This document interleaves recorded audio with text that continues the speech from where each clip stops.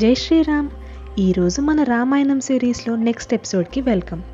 బాలకాండలో 7, 8, 9 సర్గలు super interesting. ఇక్కడ kings, ministers, magic rituals, drought stories అన్నీ ఉంటాయి. సో లేట్ చేసేయకుండా స్టోరీలోకి వెళ్ళిపోదాం. 7th సర్గ, the king and his super ministers. First Ayodhya దగ్గరికి వద్దాం. ఇక్కడ మన దశరథ మహారాజు ప్రోమాక్స్ అడ్మినిస్ట్రేటర్ లాగా రూల్ చేస్తూ ఉంటాడు. ఈయన దగ్గర strongest, smartest, most loyal ministers 8 members ఉంటారు. వాళ్ళ పేర్లు దృష్టి, జయంతుడు, విజయుడు, సిద్ధార్థుడు, అర్థసంధకుడు, అశోకుడు, మంత్రపాలుడు, సుమంతుడు.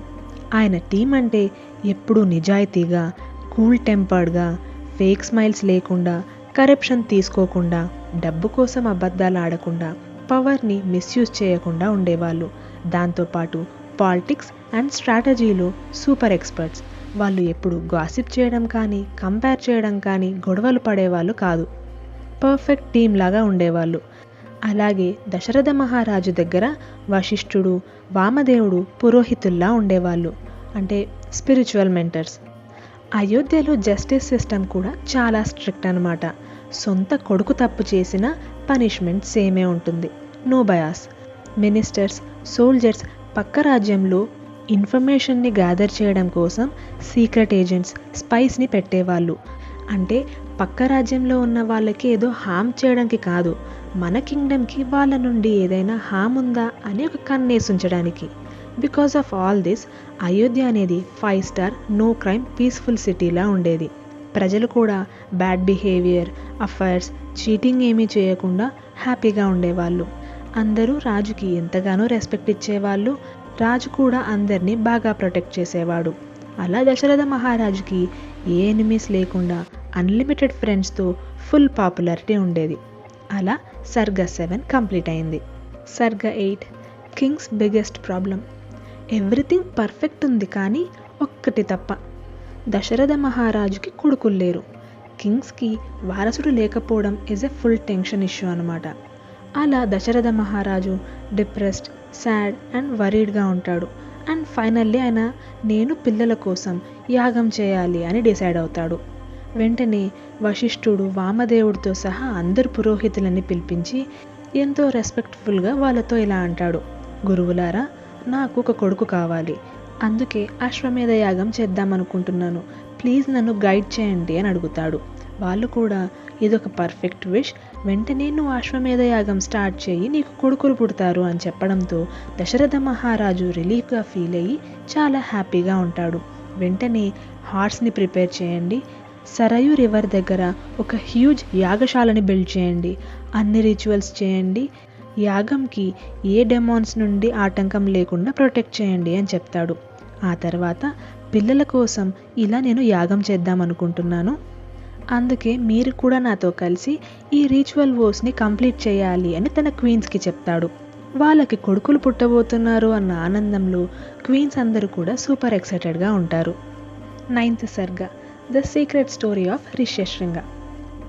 ఇదంతా జరుగుతున్న టైంలో మన మినిస్టర్ సుమంతుడు దశరథ మహారాజు దగ్గరికి వెళ్ళి, మహారాజా, నాకు ఒక సీక్రెట్ తెలుసు. లాంగ్ అగో సనత్ కుమారుడు ఒక ఇంపార్టెంట్ విషయం చెప్పాడు అంటూ ఫ్లాష్ బ్యాక్లోకి తీసుకెళ్తాడు. స్టోరీ లోపల ఇంకొక స్టోరీ స్టార్ట్ అవుతుంది. లాంగ్ అగో ఒక గ్రేట్ సేజ్ విభాండకుడు ఉండేవాడు. ఆయన కశ్యపుడి కొడుకు. విభాండకుడికి ఒక కొడుకు ఉండేవాడు. ఆయన పేరు రిష్యశృంగుడు. ఈ అబ్బాయి కంప్లీట్గా ఫారెస్ట్లోనే పెరుగుతాడు కాబట్టి అవుట్ సైడ్ వరల్డ్ గురించి ఈయనకి 0 ఐడియా ఉంటుంది. Like completely off grid. City తెలీదు, మనుషులు తెలీదు, వాళ్ళతో సోషల్ ఇంటరాక్షన్ లేదు. Only animals, trees, reverse. చెప్పాలంటే తను వాళ్ళ నాన్న కాకుండా వేరే మనుషులు ఉంటారు అన్న విషయం కూడా తెలీదు. ఇది ఇక్కడ సిచ్యువేషన్. మీన్ వైల్ దగ్గరలోనే ఒక కింగ్డమ్ ఉండేది. దాని పేరు అంగదేశం. దానిని పరిపాలిస్తున్న రాజు రోమపాదుడు. ఈ రాజు పవర్ఫుల్, కానీ ధర్మం పట్ల లిటిల్ కేర్లెస్గా ఉండినాడు. అతను చేసిన స్మాల్ మిస్టేక్స్ వల్ల కర్మ రిటర్న్ బ్యాక్. దాంతో మొత్తం రాజ్యానికి సివియర్గా డ్రాట్ వచ్చింటుంది. వర్షాలు లేవు, క్రాప్స్ లేవు, ఫుల్ క్రైసిస్ మోడ్ అన్నమాట. కంప్లీట్గా డ్రాట్ రావడంతో రోమపాదుడు టెన్షన్లో బ్రాహ్మణులను పిలిపిస్తాడు. ఏవండి బ్రాహ్మణులారా, ఈ కరువు పోవడానికి ఏం చేయాలి అని అడుగుతాడు. వాళ్ళు స్ట్రైట్గా ఒకటే సొల్యూషన్ ఇస్తారు, ఋష్యశృంగుడిని తీసుకురా, అతను అడుగు పెట్టగానే నీ దేశం మొత్తం ఫుల్ గ్రీన్గా అయిపోతుంది అని అంటారు. బట్ ప్రాబ్లం ఏమంటే ఋష్యశృంగుడి గురించి తెలుసు కదా, innocent boy version of a monk, pure saintly boy. పుట్టినప్పటి నుండి అరణ్యంలో ఫారెస్ట్లో తండ్రి విభాండకుడితోనే ఉండేవాడు. బయట ప్రపంచం చూడలేదు, అంటే literally zero exposure. Out side friends లేరు, ఏ ఇంట్రెస్ట్ అండ్ టెంప్టేషన్స్ లేవు, సోషల్ ఇంటరాక్షన్ లేదు, అంతకంటే ఇంపార్టెంట్ ఫారెస్ట్ వదిలిపెట్టి రావాలన్న ఇంట్రెస్ట్ ఉద్దేశం లేదు. ఇదంతా కాదు, అసలు అమ్మాయిలు అనే వాళ్ళు ఉంటారన్న విషయం కూడా తెలియదు. ఇంకా రోమపాదుడు ఆలోచిస్తూ ఉంటాడు, ఈ అబ్బాయిని నా రాజ్యానికి ఎలా తీసుకురావాలి అని.